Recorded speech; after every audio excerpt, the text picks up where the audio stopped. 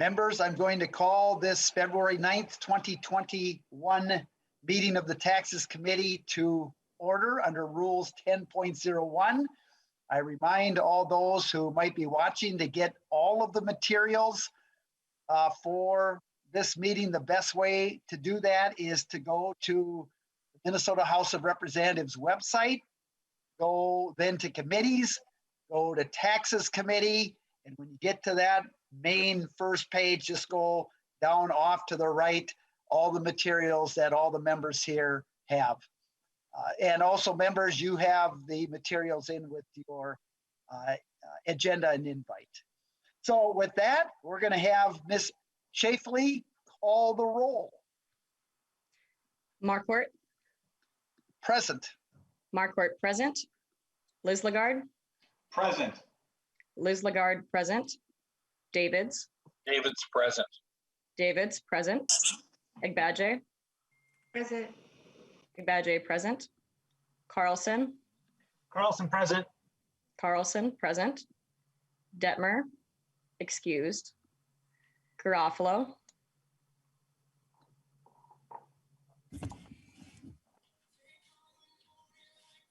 Garofalo.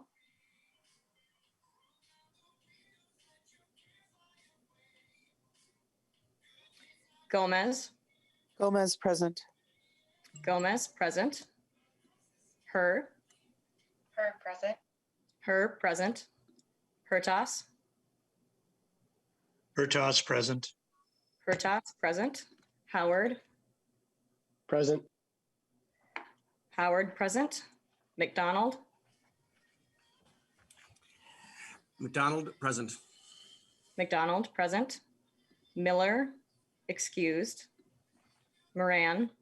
Present. Moran present. Mortensen. Present. Mortensen present.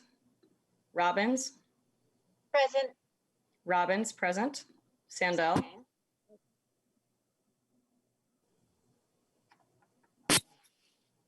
Present. Sandell present. Schultz. Present. Schultz present. Stevenson. Present. Stevenson present. Spudzinski. Present.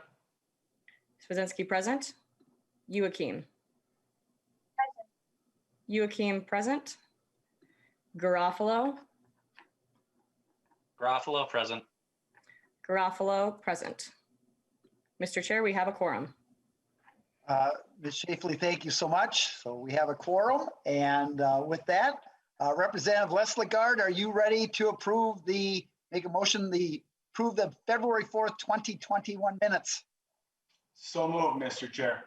Representative Les Lagarde moves approval of the February 4th, 2021 minutes. Is there any discussion on that motion?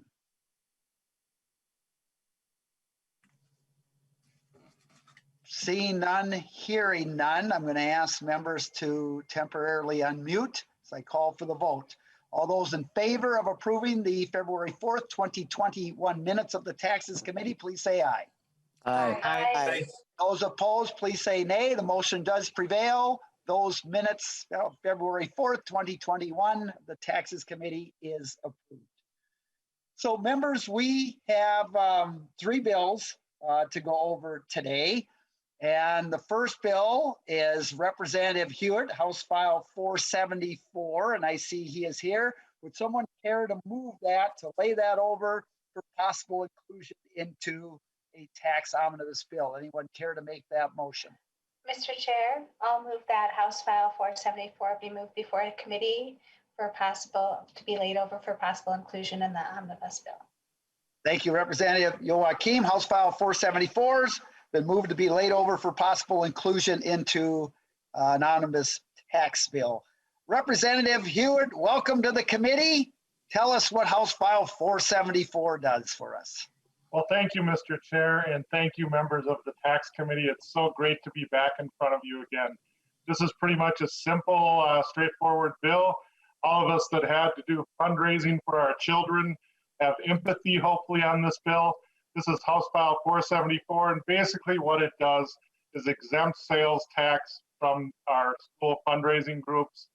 and basically allows the district to actually deposit this money, which we required them to do back in 2019. So it's pretty much straight, simple forward. I'll take questions. Any questions for Representative Hewitt? Representative Mortensen. Thank you, Chair. Representative Hewitt, I was curious, why did you put a cap or limit it to the first $20,000 in gross revenue? Representative Hewitt. Mr. Chair, Representative Mortensen, I would have to ask the school districts, are they here today? That was done by the districts. Yes, I'm representing MASBO and MSBA. Okay, very good. Ms. Farrick. Hello, my name is Tracy Farrick. I'm representing MASBO and MSBA. The $20,000 cap was actually restoring old language that we had but prior to making some changes to that bill in the 2019 session, I believe. There was some GASB statements that were issued that required districts to take those student activity accounts and move them under the general fund of the district. At that point in time, the $20,000 per activity was perfectly fine because we weren't fundraising much more than $20,000 per activity. But once those funds got moved into the general education fund, then it became a $20,000 limit per district. So we are asking that that language revert to the old language that was $20,000 per activity or fundraiser. Thank you. Representative Mortensen, any further follow-up on that? No, that answers my question. Thanks. Very good. Thank you so much. And I do want to remind members that Representative Kresha is also carrying this bill this year.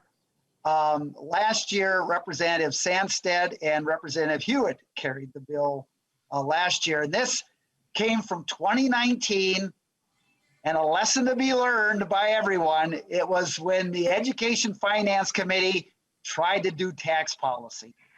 And so we are trying to clean that up. And we actually had this in the House bill last year, but we just didn't get it across the finish line. So Representative McDonald. Thank you, Mr. Chair. See, Mr. Chair, either you or maybe Ms. Templin could answer my question regarding the bill that I had several years ago that was exempted 501c3s and 501c4s for fundraising for having to pay sales tax. Is this bill that Representative Hewitt has similar to that? And if so, how come the bill that I did author and you supported and it did pass and became law, doesn't that apply to the school's fundraising abilities as well? I'm going to ask Ms. Templin or Ms. Hagler on that one. Anyone? Ms. Templin. Mr. Chair, Cynthia Templin, House Fiscal Staff. Representative McDonald, to your question, I would have to look back at the provision that, or the proposal that you brought forward, and it's something I need to check on and get back to you. But there is a current exemption for nonprofits that is currently in state law that applies to the first 20,000. Is exempted of gross receipts from fundraising, and that applies to for youth under 18 and to seniors, and that is under current law. And this proposal for this bill is just restoring the K-12 fundraising piece of this. So Ms. Templin or Ms. Hagler, so Representative McDonald's bill wouldn't kind of blanket this or cover these situations? It must not. Mr. Chair, I would like to research that to provide an answer, with more precision. Okay. And get back to you. Thank you. That sounds good. Representative McDonald. Thank you, Mr. Chair, Ms. Templin. I suppose is Pat Dalton, is Ms. Dalton still there?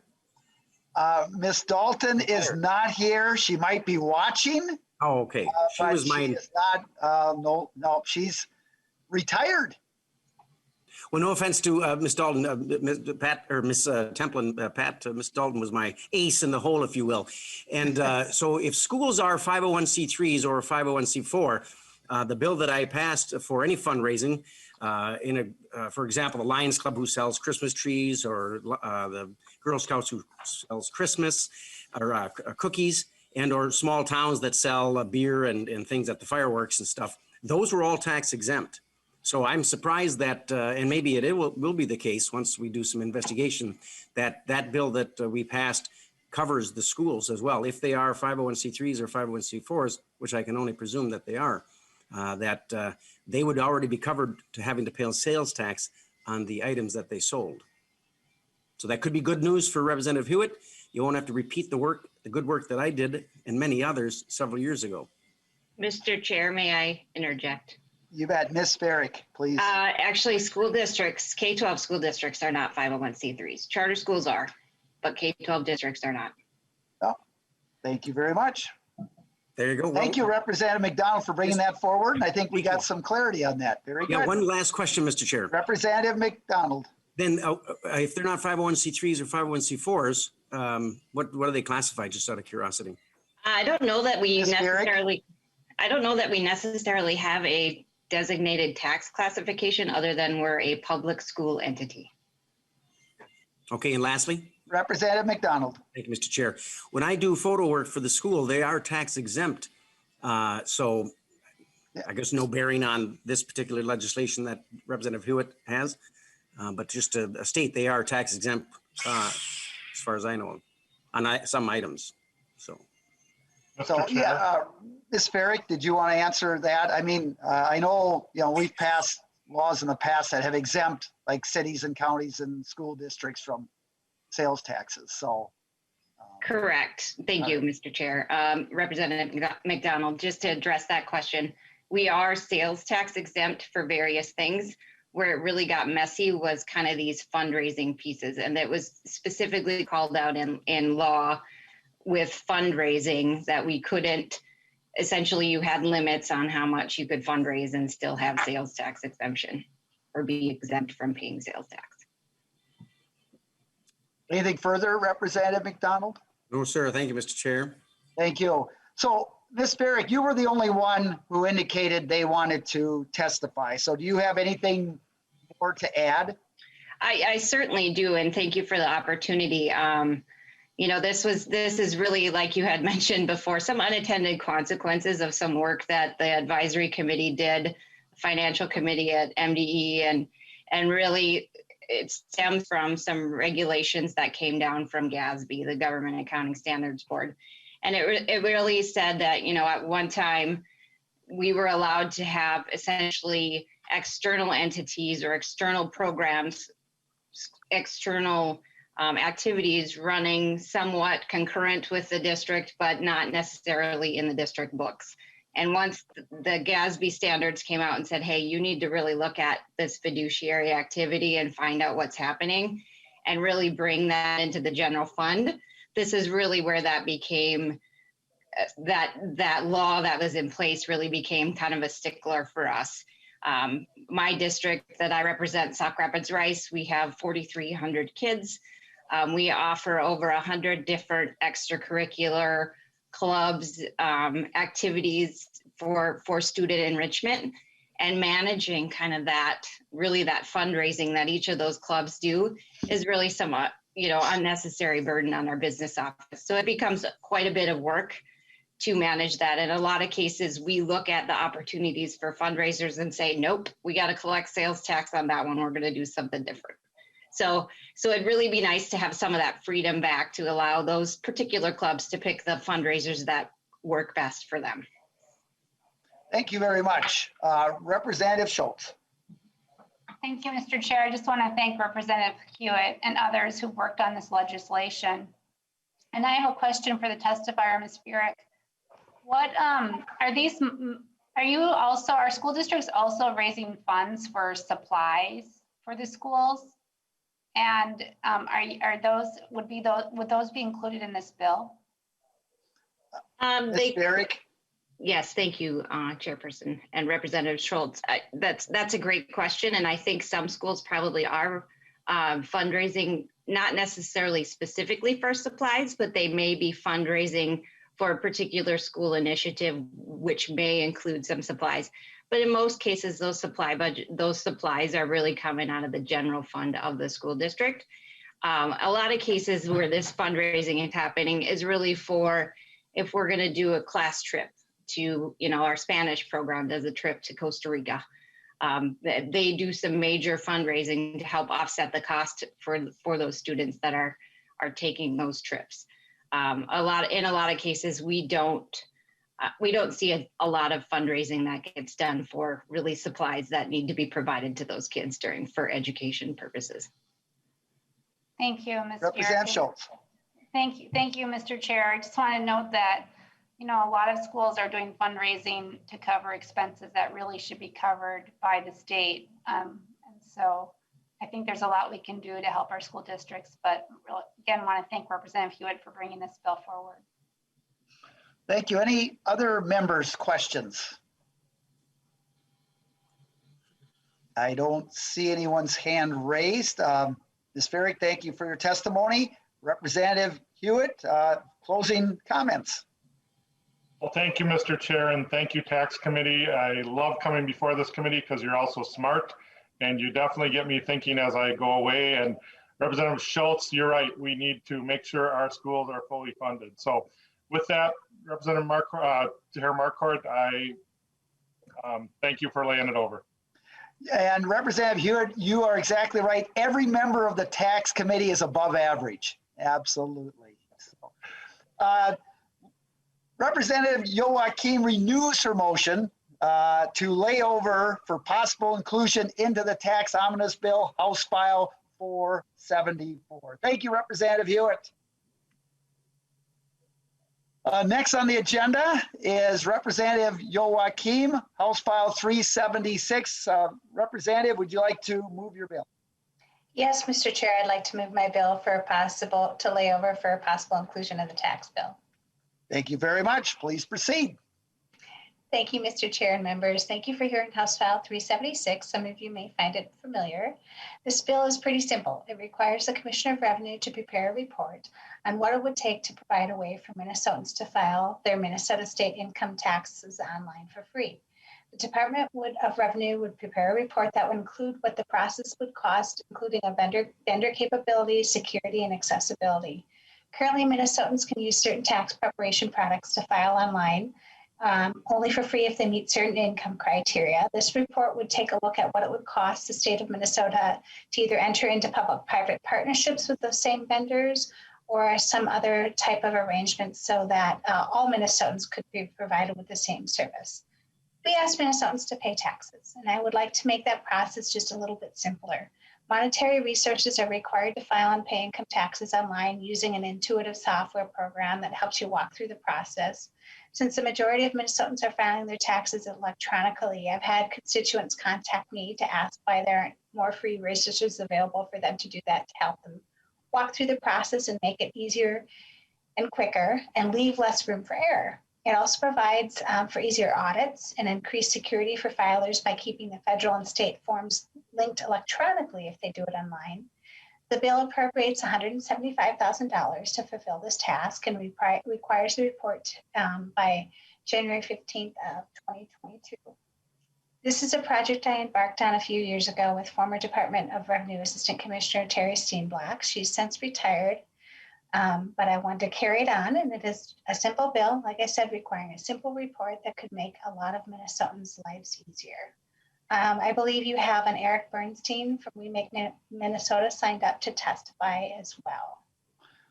Thank you very much, Representative Youakim. We do have one testifier, Mr. Bernstein, and we did have one letter that also came in that commented on this bill. So members, you might want to look at that.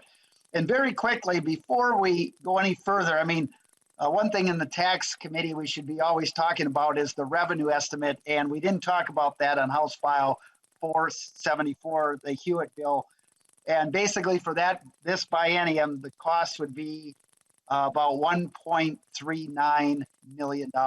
So just an idea. And into the into the tails, it would be about $1.49 million.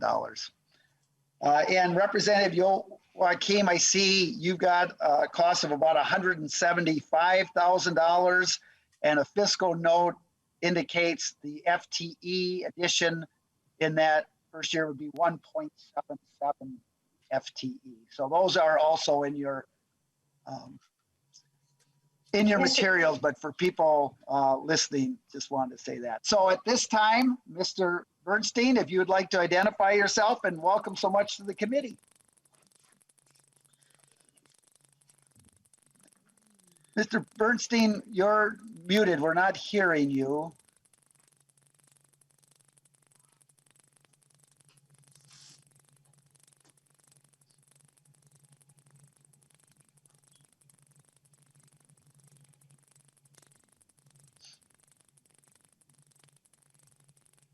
Nothing, you can't hear me? We can now. Very good. Please begin. Thank you. Sorry about that. Chairman Marquart, members of the committee, my name is Eric Bernstein. I'm the policy director at We Make Minnesota. I'm pleased to be here to share my support for House File 376, which will provide funds and direction for a study of how best to make free income tax filing software available to all Minnesota taxpayers. As we each undoubtedly know from personal experience, filing annual taxes can be a frustrating and time-consuming process, even after you find that misplaced W-2. This bill would seek an end to at least some of our widely shared frustration by exploring the possibility of a publicly funded electronic filing option. Currently, to avoid complex forms and the necessity of physical mail, over 90% of Minnesota filers complete their taxes online, many of them using private sector tools like TurboTax. These commercial products are convenient and user-friendly, but unfortunately charge fees ranging from $50 to several $100s, which are usually subtracted from refunds owed to the taxpayer. Some of these private sector filing platforms offer free filing options to taxpayers below certain income thresholds, but the most recent IRS data reveals that roughly half of filers earning below the US median wage still pay to file their taxes. On top of regular filing fees, private filing services also offer taxpayers the option of receiving their refunds up front, rather than waiting for the IRS to process their return and remit payment for an additional surcharge. These costlier refund anticipation checks result in smaller tax refunds and are more common among lower income earners. In 2018, for example, more than 70% of Minnesota returns receiving a refund anticipation check were from filers with less than $50,000 of gross income. Filing fees and surcharges are equivalent to an additional tax burden that should instead be borne by the state. In addition to easing frustration and ensuring that Minnesota taxpayers receive the full refunds to which they are entitled, a major benefit of a free filing system would be more accurate returns and a reduction in fraudulent filing. One other potential benefit would be improved take-up of the Federal Earned Income Tax Credit, or EITC. This would put more tax dollars back in the pockets of Minnesota's low-income workers, not only improving their quality of life, but also bringing federal dollars into our state, where they can be used at Minnesota's businesses to the benefits of our communities. All Minnesotans should have a right to free and easy filing, and while members of this committee may remain divided on the monetary cost of Minnesota's taxes, reducing the time and hassle that filing taxes requires is something everyone can agree on. Thank you. Thank you very much. So any questions for Mr. Bernstein or the author of the bill, Representative Youakim? Representative Abaje. Thank you, Mr. Chair, and thank you, Representative Youakim and the testifiers. Does this bill address, because I know it's addressing to publicize more the areas where Minnesotans can free file their taxes, both state and federal, but does this also cover, I know many of these companies, they may offer free filing for state, but then if you have to itemize it, or if there's something else, then there's a fee. So does this cover, would this try to get at that idea that all of state filing should be free through these companies? Representative Youakim. Thank you, Mr. Chair, and thank you, Representative Agache. It actually would look at that in the report. It would look at all those different aspects of what is out there, what is available to taxpayers, whether or not it would be worth it for our state to look at doing a request for proposal with some of these providers so that we could make sure it really is truly free for all. So yeah, the report would look at all of that stuff. Representative Abaje, anything further? No, no follow-up. Thank you, Mr. Chair. Very good. Anyone else? Representative McDonald. Thank you, Mr. Chair. Representative Youakim, does your bill, would it compete with some of the online tax services that offer already some free tax services? And I know, I think they also receive some assistance financially that we have here in the state that already pays for some state tax dollars to some of these institutions that offer this. So would it compete with that? And if so, what's your thoughts on that? Representative Youakim. Thank you, Mr. Chair, and thank you, Representative McDonald. Actually, it doesn't really address the VITA sites that I think you're talking about that are funded. What it would really do is just to do a report to see how we could make sure that folks are able to utilize these resources. My goal would be to have, once the report comes back, to look at it and see if there's a way we could do a public-private partnership with a lot of the different vendors that are out there. By no means would I really want our state to become a vendor.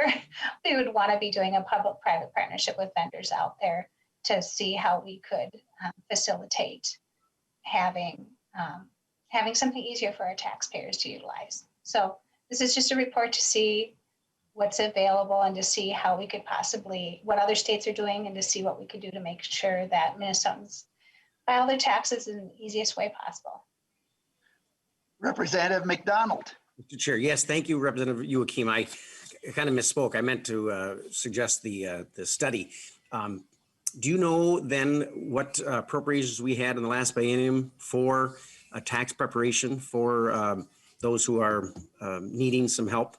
I know I don't know the number offhand, but I do know we spend a sizable amount of money that offer free tax filings for those who need it.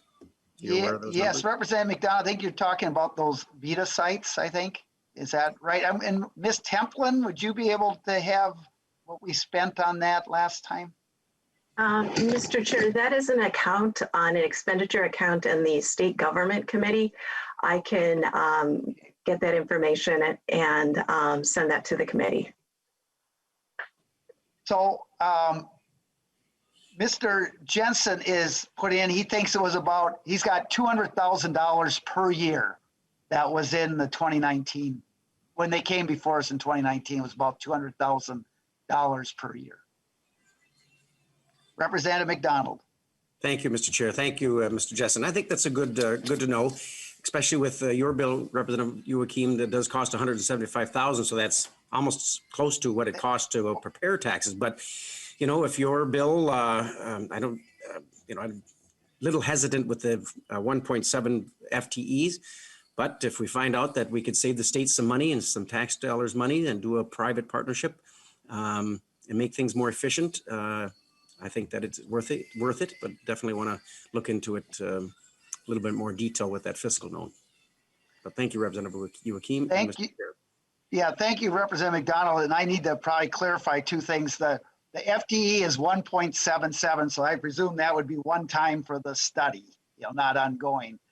And the $200,000 on the VITA sites was an increase. So I don't know what they were getting before, but it was a $200,000 increase. So I wanted to clarify that. Thank you for those questions, Representative McDonald. Anyone else? All right, Mr. Bernstein, thank you so much for your testimony. Representative Youakim, any closing comments? Thank you, Mr. Chair. Thank you, members. We ask Minnesotans to file tax returns with us every year. This report could help us figure out a way to make it just a little more secure and easy for them to perform that task. I hope to have your support, and thank you for hearing the bill. Thank you very much. Ms. Templin. Mr. Chair, I did get the information on the VITA appropriation, and it is $600,000. a year. Very good. Thank you. Very good. All right, Representative Youakim, do you want to renew your motion then? Yes, Mr. Chair, I renew my motion. Representative Youakim moves to lay over for possible inclusion in the House Tax Omnibus Bill, House File 376. Thank you very much. Next on the agenda, and before we get to the final item, I just want to talk a little bit about next week because we'll adjourn right after this next bill. But on Thursday, we're going to hear 7 bills dealing with public safety, facilities, and the sales tax exemption on construction and supply. So we've heard these before. There's going to be 7 of them. So I just would like to inform authors coming up and so forth. We're going to have about 10 minutes per bill. And I'm going to stick as close as I can to that with 7 bills, 10 minutes per bill. Then next Tuesday, there will be a bill that I will author on conformity. Basically, what it will do is take almost all of the items that we discussed last week on tax conformity and put them into a bill. And I will say that, that's going to change depending on what our target and the whole works. But this will be a bill that'll kind of have everything in it. Now, I've asked all the members on the DFL side, on the Republican side, to think about what your priorities would be on those conformity items, regardless of cost right now. But just think about the other day when we looked at all those various areas, there was charitable contributions, there was mortgage indebtedness and so forth. What would be the Paycheck Protection Program? What would be your priorities? So that's what we would like, and then we'll go from there. So next Tuesday's bill is just kind of everything there. It's a bill that we will be able to work on as we move towards the tax omnibus bill. And then next Thursday, we're looking at hopefully then doing the governor's tax bill. We'll have the language there, and I would present that. So with that, next up on the agenda is, and so there is no meeting tomorrow. No meeting tomorrow, and no meeting scheduled right now for next Wednesday either. So I'd like to move House File 46, be laid over for possible inclusion into the House Tax Omnibus Bill. And so, one of the major goals this year is to increase accountability and transparency for taxpayers. And House File 46 basically is a very simple concept. So when you go to the grocery store or you go to the hardware store or wherever you go, after you pay, you get a receipt back. And that receipt will tell you, how much you paid, but also what you bought. And that's basically what the intent of this bill is, to be able to say, where do your tax dollars go? And then one more step beyond what you get from a receipt at a store is then what type of value are you getting for those tax dollars? So, every resident should know that when they spend $1 in their taxes, that their state is getting safer, stronger, healthier, and better educated. And so how do we know that? And so this would set up a system where the Department of Revenue, first of all, would offer to all taxpayers this option to be able to go to a website. That would be through the Department of Revenue communications and those filing income taxes and so forth. It then would be up to the Office of Minnesota Management and Budget that then would put together an interactive website, if you will, that would be able to determine the amount that you paid roughly in the 5 main taxes: income tax, sales tax, alcohol tax, cigarette tax, and motor fuels tax. And so on the income tax, you would have that one, right off your income taxes. And the other ones, MMB would have to come up with kind of a system based on your income that roughly determine how much you spend on sales tax, and maybe there could be something on there. Did you buy anything that was taxable that was like over $1,000 that would take it out of the ordinary or whatever that might be? And then you could also check a box as to whether or not you drink or you smoke. If you wanted to do that, that would indicate what average is in there, and then also how many miles you travel in a year. This is all voluntary, remember. So they would then be able to calculate roughly how much you're paid in taxes. And then they also need to determine what % of our general fund budget or in transportation goes for education, healthcare, public safety, property tax, for all these different type of programs, and then would take that amount. So let's say you've got $3,000, it then would distribute on this receipt. This much went to education, this one went to nursing homes, this much went to public safety, this much went to our roads, and so forth. And then it goes one step further. It also requires MMB to determine some sort of performance and outcome goal. So we'd be able to tell, are things getting better or worse in various outcomes? And in chapter 16A.10, the Minnesota management budget, in that state law, when agencies are doing their budget preparation, they have to do this performance and outcome. So the bill relates to that process. So that's where they can come up with this outcomes and so forth. So hopefully what this does is gives the taxpayer more information on where their dollars are going. People pay taxes a lot of times, and certainly when they go to the pump and they pay the fuel tax, they know where that, and cigarettes, I suppose they know. Well, no, they don't necessarily know where that's going, or income, or sales tax. They buy a certain product but they don't actually know where those dollars are going. And I've always, and you'll see a bill in property taxes on Wednesday, where I just think the more transparent we can make things and the more information we can give to the taxpayer, the more likely, not only are they going to have some information, but they're more likely to get involved and take more of an interest on where those tax dollars go, how much is being spent, and where is it going. So that's the premise of the bill.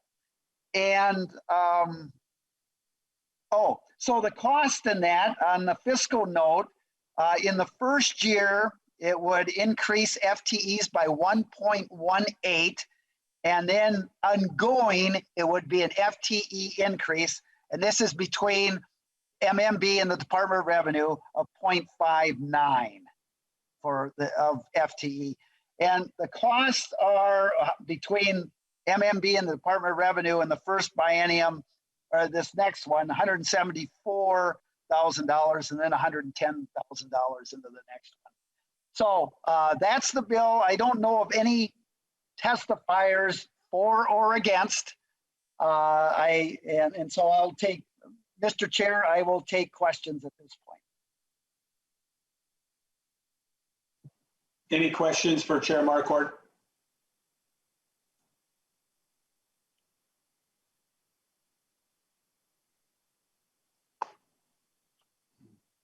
Representative Mortensen.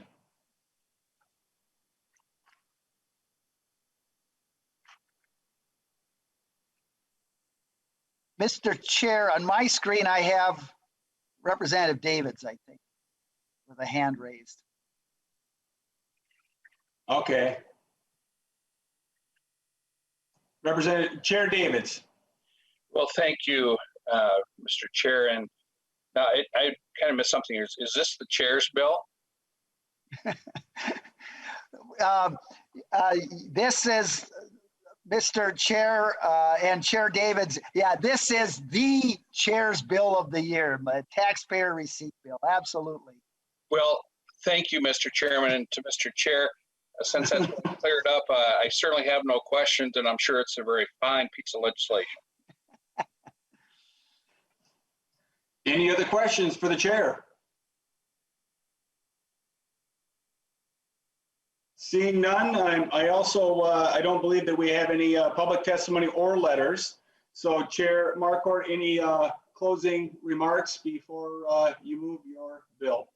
Nope, it's just another effort to increase taxpayer accountability or accountability to the taxpayer and more transparency to the taxpayer. So appreciate the committee's support.